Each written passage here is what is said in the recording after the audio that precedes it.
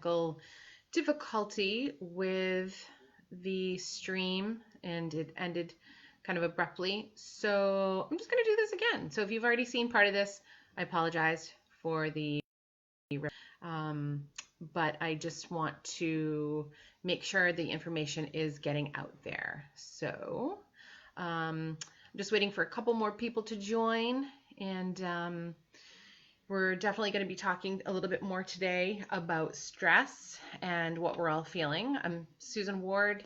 I'm with the Bureau of Student Wellness for the Department of Education. Thanks so much for joining me. We are going to be holding these sessions for the rest of the week, 9 a.m. and 3 p.m. So make sure you join us for these wellness times. And the conversation can definitely be a great place to open up these discussions, share this information with your family and friends if you're feeling like this is something they would benefit from. Have these conversations, and this is definitely a time where this can be tricky. So we're all learning to navigate this together. So as people are kind of joining in, we're going to just open up the conversation about stress management. So it's definitely natural for adults and children to experience anxiety during stressful events. And this COVID-19 pandemic definitely qualifies as a stressful event. And research indicates that the level of stress that people are feeling now is similar to stress one would feel during a natural disaster. So whether it's fear of contracting the virus, a change or disruption in routine, school schedule changes, work changes, loss of work, loss of income, and a multitude of other factors, stress is an expected response. But what is it? What is stress? So stress is the way your brain and body respond to a demand or challenge. Not all stress is bad, but when there's a dangerous situation, the brain sends a signal to prepare to either face the threat or flee for safety.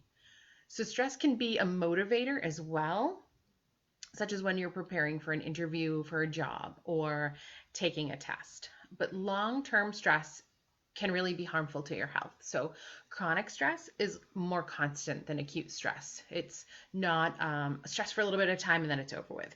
And the body doesn't receive that signal that everything's returning to normal functioning. And chronic stress is just a constant fear, constant anxiety, constant stress. And it really can have a negative effect on the digestive system, immune, cardiovascular, sleep, and reproductive systems. So over time, the continued strain on the body can cause a real serious health issue. It can cause heart disease, diabetes, high blood pressure, anxiety, and depression. Stressors that are in children, and those symptoms can really look a little bit differently. So we might see younger kids, regressing in their symptoms. So maybe doing some bedwetting where they hadn't for a long time.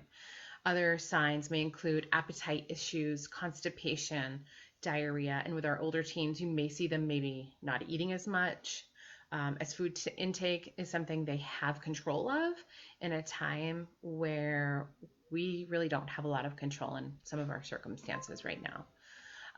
Some stressors or challenges we're facing as adults and children is definitely the social distancing piece. This means we're not interacting with those in those ways we once were. We're avoiding close contact in small groups. We're avoiding places where there might be large groups of people. And so, however, we want to make sure that our social distancing does not lead to social isolation. That can really definitely cause feelings of loneliness, anxiety, depression. And it's really important that people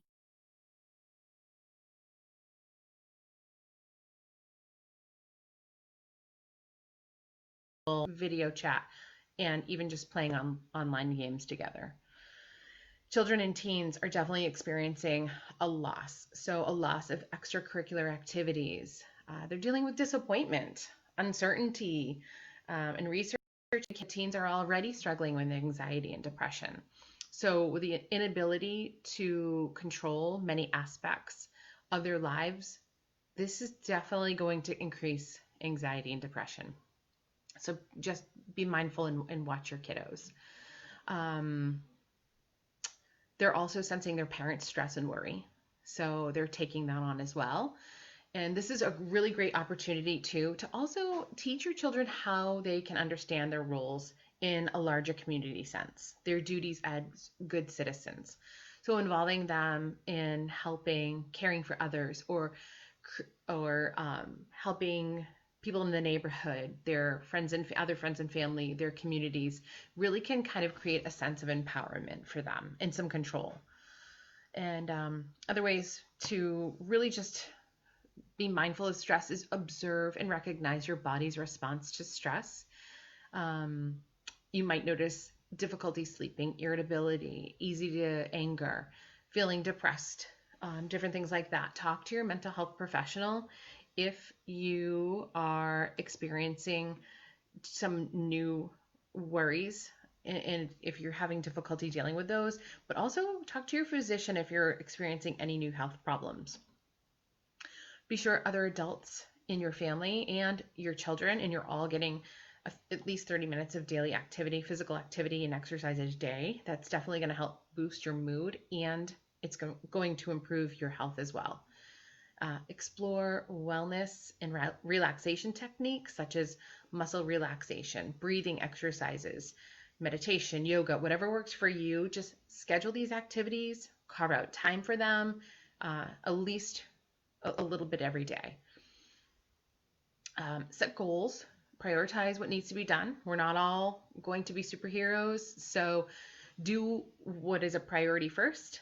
The rest can wait, and learn to say no if you're taking on too much and more than you can handle. Because at the end of the day, you have to be mindful and happy and appreciative of what you have accomplished.